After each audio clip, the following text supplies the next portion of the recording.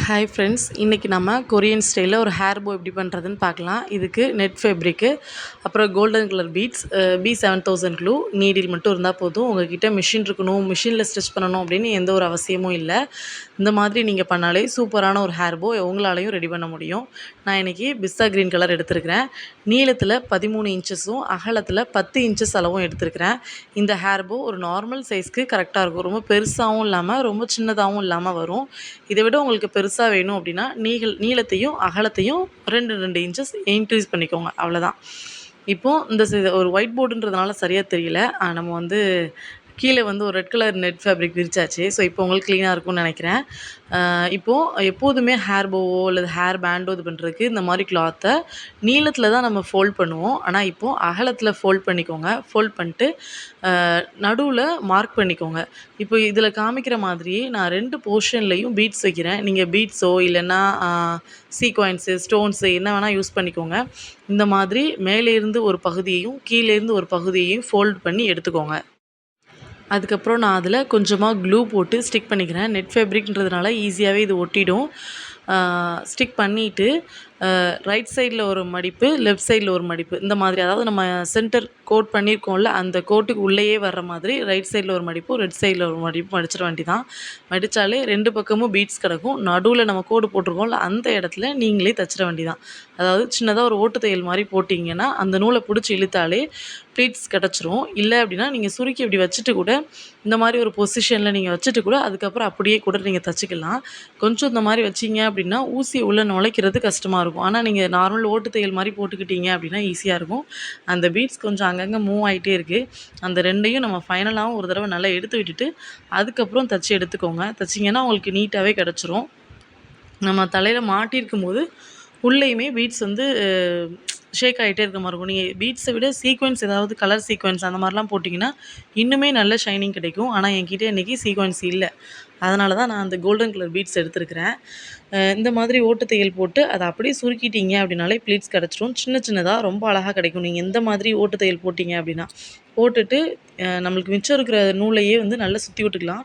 Tight ஆயிரும். Tight ஆகிட்டு அதுலேயே ஒரு நாட் போட்டு இறுக்கிக்கோங்க. நம்ம இப்போ கீழே டெய்ல்ஸ்குள்ள கிளாத் தான் எப்படின்னு பார்க்க போகிறோம்.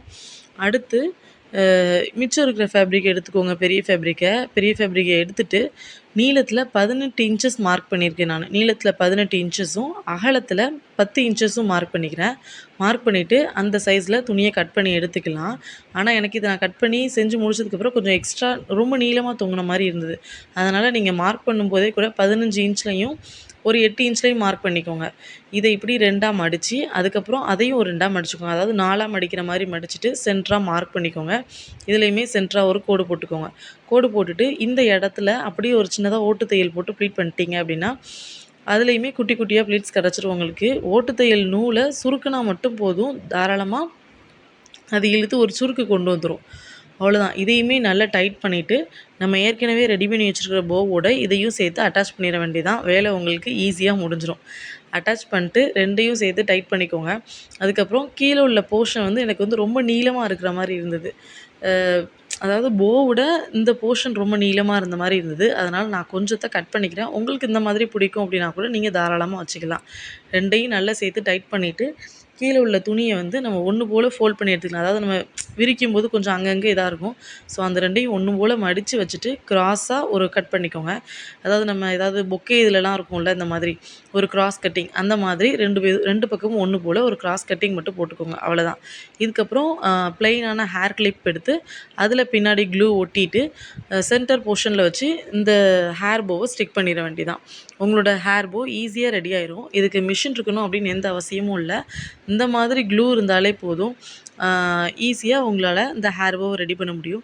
இந்த க்ளூ, இந்த கிளிப்பு எதுவுமே இல்லாமல் எப்படி இன்னொரு ஹேர் போ ரெடி பண்ணுறது அப்படின்னு நான் கண்டிப்பாக நெக்ஸ்ட் வீடியோவில் உங்களோட ஷேர் பண்ணிக்கிறேன். இந்த வீடியோ உங்களுக்கு பிடிச்சிருந்துச்சு அப்படின்னா மறக்காமல் நம்ம சேனலை சப்ஸ்கிரைப் பண்ணிக்கோங்க. இந்த தையல் எதுவுமே தெரியாமல் இருக்கிறதுக்காக நான் சின்னதாக ஒரு நெட் ஃபேப்ரிக் எடுத்து அதையே சுற்றி, அதாவது கிளிப்பையும் அந்த ஹேர் போவையும் வச்சு கெட்டுற மாதிரியான ஒரு பொசிஷனில் வச்சு சுற்றிக்கிறேன். இதுலேயுமே நான் க்ளூ தான் யூஸ் பண்ண போகிறேன், தைக்கலை. அவ்வளோதான் ஃப்ரெண்ட்ஸ், ஹேர் கிளிப் ரெடி ஆயிட்டு. ஒரு 1/4 மணி நேரம் இருந்தா போதும். ஈஸியா அந்த ஹேர் கிளிப்ப செஞ்சிரலாம். உங்களோட ஃப்ரெண்ட்ஸ் அண்ட் உங்க வீட்டுக்கு யாராவது கெஸ்ட் வந்தாங்க அப்படின்னா, அவங்களுக்கு ரிட்டர்ன் கிஃப்ட்டா கூட குடுக்கலாம். ரொம்பவே புடிச்சிருக்கும் அவங்களுக்கும். ஏன்னா லேடீஸ்க்கு எல்லாத்துக்குமே கிளிப் பிடிக்காதவங்களே இருக்க மாட்டாங்க. இந்த மாதிரியான ஹேர் போலாம் செஞ்சு குடுத்தீங்க அப்படின்னா, பார்க்குறதுக்கு ரொம்ப ப்ரிட்டியா, அழகா இருக்கும். Thank you friends.